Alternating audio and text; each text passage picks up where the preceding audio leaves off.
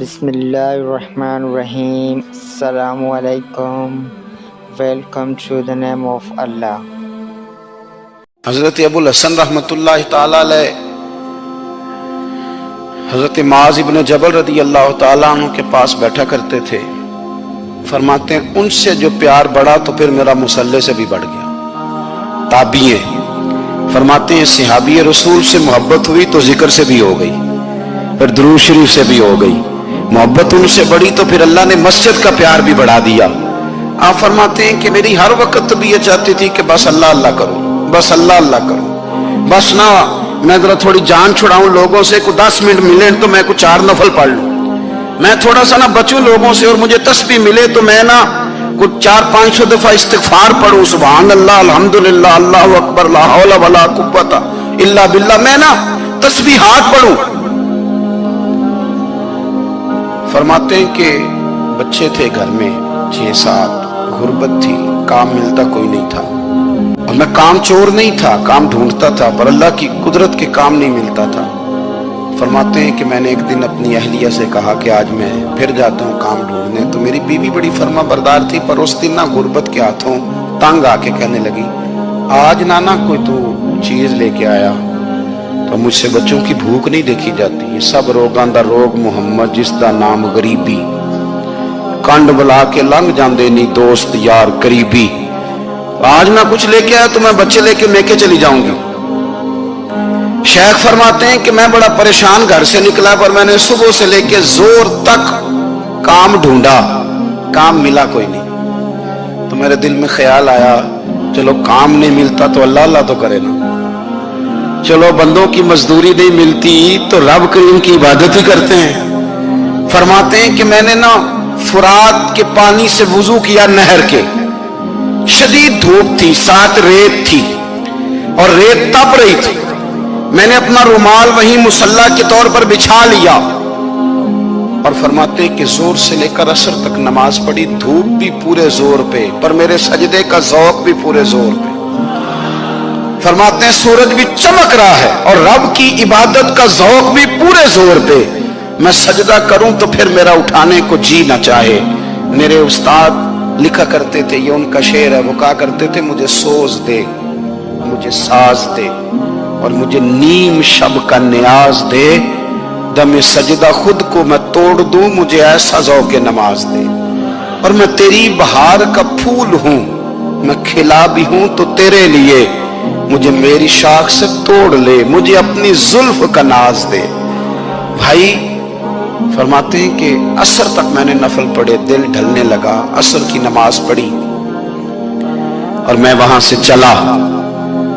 اب میں جب نکلنے لگا تو دل میں خیال آیا کہ چھوٹی چھوٹی دیواریں ہیں گھر کی, بغیر کچھ لیے جاؤں گا تو بیوی دور سے دیکھے گی تو شور کرے گی کہ پھر خالی ہاتھ آ گیا ہے.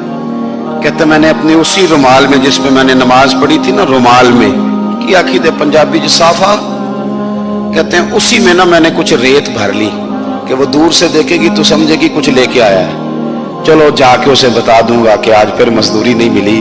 کہتے ہیں وہ ریت لے کر جب میں گھر میں گیا تو پہلے بیوی دروازے پہ کھڑی ہوتی تھی, پوچھتی تھی خالی ہاتھ آ گئے ہو, آج میں نے دیکھا تو ہے ہی کوئی نہیں.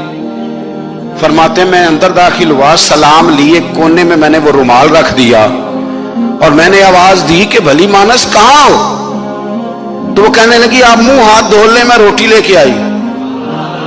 میں نے کہا روٹی کہاں سے آ گئی, یہاں تو کئی دنوں کے فاقے, تو کئی دنوں کی غربت ہے, یہاں تو اس گھر میں تو فقیری ہے. فرماتے ہیں کہ وہ روٹی لے کے آئی اور اس وقت کی جو موجودہ نعمتیں تھیں, سمجھ لیں سلاد اچار ہر چیز ساتھ لائی. میں نے کہا کہ بچے کہاں گئے؟ کہنے لگی وہ کھانا کھا کے کھیلنے گئے, آپ کھانا کھا لیں آ جاتے. کھانا اس نے چن دیا. میں نے حیرت انگیز لہجے میں ساری نعمتیں اپنے دسترخوان پہ دیکھ کر کے بیوی سے پوچھا یہ کہاں سے آیا کھانا, بچوں کو تو نے کہاں سے کھانا کھلایا, یہ سارا کچھ کیسا ہے؟ کہنے لگی پتہ نہیں آج آپ کس کریم کی مزدوری کرنے چلے گئے تھے, پتہ نہیں کس کریم کی, میرے گھر میں تو اتنی نعمتیں آئی ہیں کہ مجھ سے سنبھالی نہیں جا رہی, اتنا اناج ہے, اتنا گندم ہے, کس کریم کے دروازے آج چلے گئے تھے. یہ کہتے کہتے وہ اٹھی और उठ करके कहने लगी पहले बड़ा कुछ आया था, अब क्या ले आए हो? और जा करके ना उसने वो रेत वाला रुमाल खोला, कहने लगे मैं तो लेके आया था रेत, तो मेरे रब ने उसे भी सोने और हीरे बना दिया था। जब आपकी तवज्जो अल्लाह की जानी, मेरे नबी पाक सल्लल्लाहु ताला अलैहि वसल्लम ने फरमाया हर चीज अपने रब से मांग, हर चीज मांग, हर चीज मांग। या रसूलल्लाह क्या कुछ? मेरे महबूब ने फरमाया तेरे घर में नमक भी खत्म हो जाए तो वो भी अपने रब से मांगा कर। तो मांगना, वो तुझे देगा, तो उसकी बारगाह में कशकोले तलब दराज तो करना। और तिरमिजी शरीफ में अजीब लफ्ज है, रसूल कायनात ने फरमाया, रब करीम फरमाते हैं जब मेरा बंदा हाथ उठाता है ना तो मुझे हया आती है कि मैं खाली कैसे लौटा दूं इसके। इतने बड़े बादशाह की बारगाह में, ओ भाई लोगों से इज्जतें तलाश करते हो तो वो क्या तुम्हें इज्जत देंगे? वो तो कल अच्छा कहते हैं परसों बुरा कहने लग जाते हैं। लोगों के सामने गुड बुक में आना चाहोगे तो वो तो सवेरे तुम्हारे बारे में कुछ कहेंगे, शाम कुछ और कहेंगे।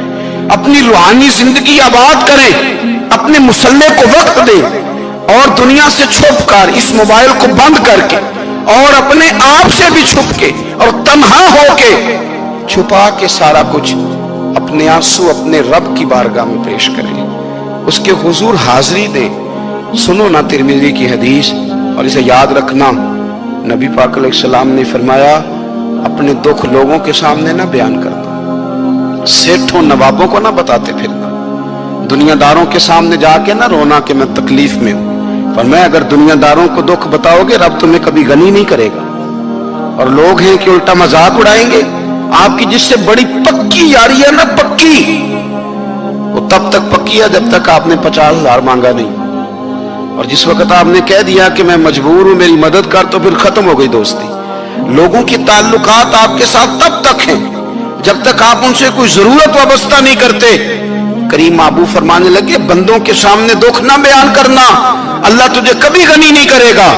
तो अपने दुख अपने रब को बता, तू दुआएं मांग, तू उसकी बारगाह में हाजिर हो, तू उसके हुजूर अर्ज कर। फरमाया अपने दुख अपने रब को बता, वो जल्दी करे या देर से करे तुझे सारी दुनिया से बेनियाज कर देगा। तुझे किसी का मोहताज नहीं